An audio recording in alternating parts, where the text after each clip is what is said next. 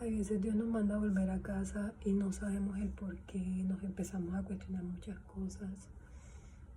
Y hoy estaba leyendo la palabra y decía en una parte de que esas personas que se niegan a cuidar de sus seres queridos, principalmente los de su casa, voy a poner la palabra por allí.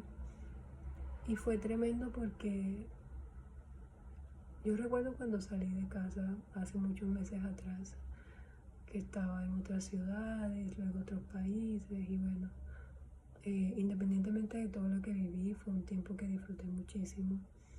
Y cuando yo sentí en el fondo de mi corazón de que era hora de llegar acá, de volver a casa, porque Dios empieza a poner ese sentir en tu espíritu desde antes para prepararte, porque luego que sales de casa y empiezas a conocer toda la obra de Dios y todo lo que estás viviendo y demás, a veces nos negamos un poco a querer volver a nuestra casa.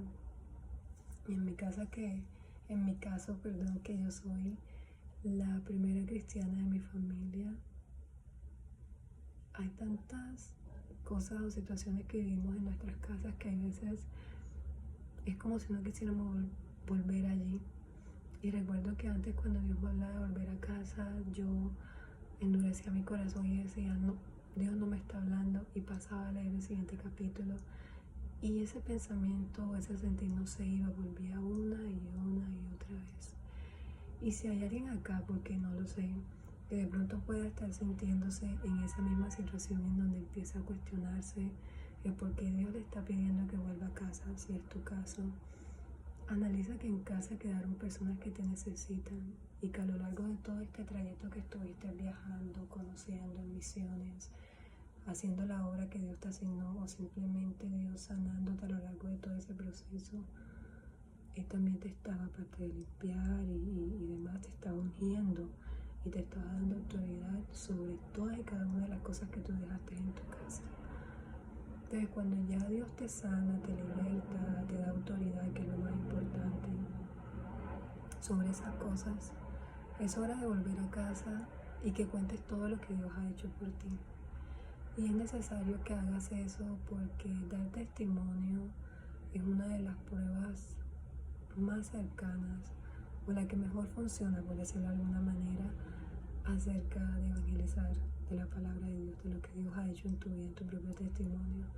Y si eso impacta de esa manera tan fuerte a una persona que no te conoce, que nunca te ha visto en la vida, ¿de qué manera poder impactar a una persona que toda la vida te ha visto y que ha conocido tu oscuridad, que ha conocido todo lo que tú eras antes de aceptar a Jesús en tu corazón, que conoció los ires, los venires, y si fuiste una persona que sufrió un sinnúmero de situaciones fuertes que tu familia tuvo la oportunidad de vivir, ver lo que ha hecho Dios a lo largo de todos esos años, meses, días, porque no sé cuánto tiempo ha pasado, y si Dios te está direccionando a tu casa, pero ¿cómo poder impactar eso a tu familia, que te han visto desde que eras una niña?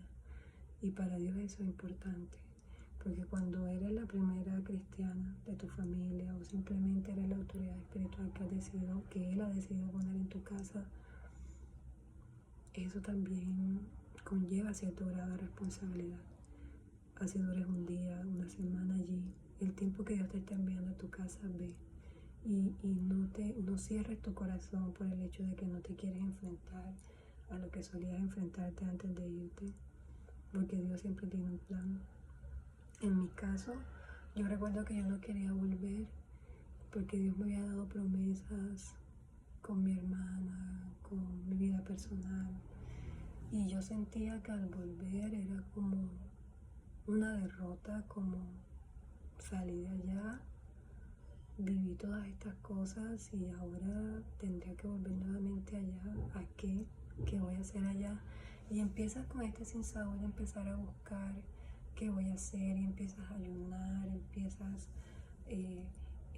a leer la palabra, pero tratando de buscar una respuesta y no para entender o para que Dios para que Dios te hable, sino que intentas buscar una respuesta que tú quieres en el fondo de tu espíritu escuchar cuando ya Dios te habló. Y Dios no te va a hablar nada más hasta que no hagas eso último que te digo, que es ve a tu casa y cuéntale todo lo que yo he hecho en ti. Y eso puede tomar un mes, puede tomar 2 meses, puede tomar 6 meses, puede tomar un día, una semana. Pero el hecho de no saber qué sigue después y de que empieces a sentir que te vas a estancar al volver a tu casa es lo que está mal. Porque lo que dice la palabra de Dios justamente allí es eso, creo que 2 Timoteo, que todo el que no sirva o no cuida de los de su casa, no cuida a su familiar, especialmente los de su casa, está mal, algo así. Entonces, mi invitación es que si Dios te está pidiendo volver a casa, donde quiera que tú te encuentres en estos momentos, no te hagas de la vista gorda, no endurezcas tu corazón y no empieces a buscar qué sigue después, qué voy a hacer allá, por qué me estás devolviendo allá donde me sacaste. Simplemente sé obediente y ve, porque puede ser que Dios, uno, lo que quiere ver es tu grado de obediencia, dándote instrucciones sencillas. Dos, puede ser que vaya a revelarte algo mucho más grande y mayor al llegar a casa y solamente lo va a hacer cuando decida ser obediente.